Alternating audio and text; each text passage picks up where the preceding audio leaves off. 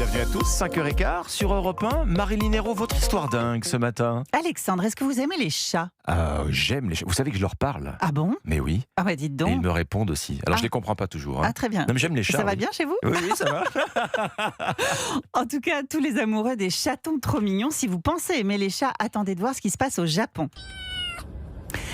Alors là-bas, la passion féline dépasse largement les vidéos de chatons sur le net. On trouve déjà des autocollants qui sentent le ventre de chat, oui, vous avez bien compris, Ouais. ou bien de la crème solaire en forme de coussinet.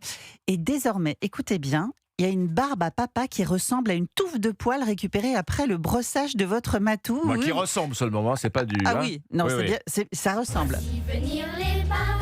Ah, souvenir.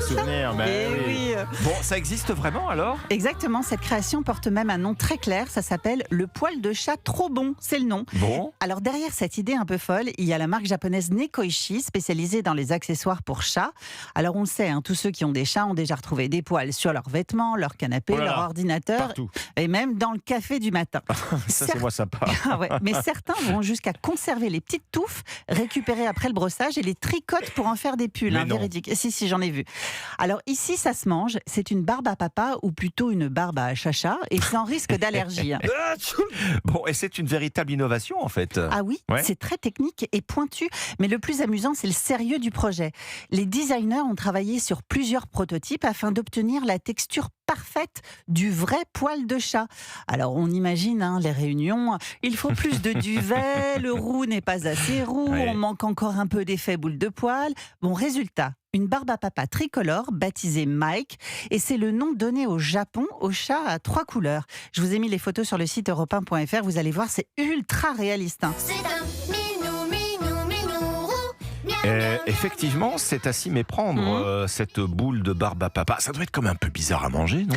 Alors c'est une véritable expérience sensorielle Ouais, selon la marque, j'imagine. parce qu'en fait la fausse boule de poil, elle fond doucement sur la langue et renferme des petits bonbons pétillants qui crépitent en bouche.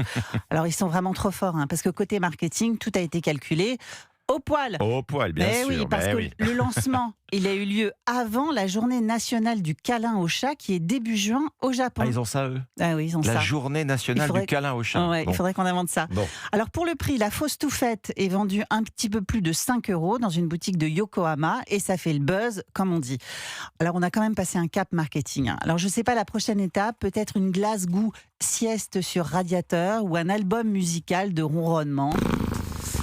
Ah c'est pas mal pour dormir. Ouais, l'heure, elle est encore à la glace. J'attendrai un petit peu pour tester la barbe à papa, que les Exactement. températures retombent et on suivra vos météos, Marilyn, avec attention. C'était votre histoire dingue? Ah oui, chalut et bon appétit. Bon appétit, merci Marilyn.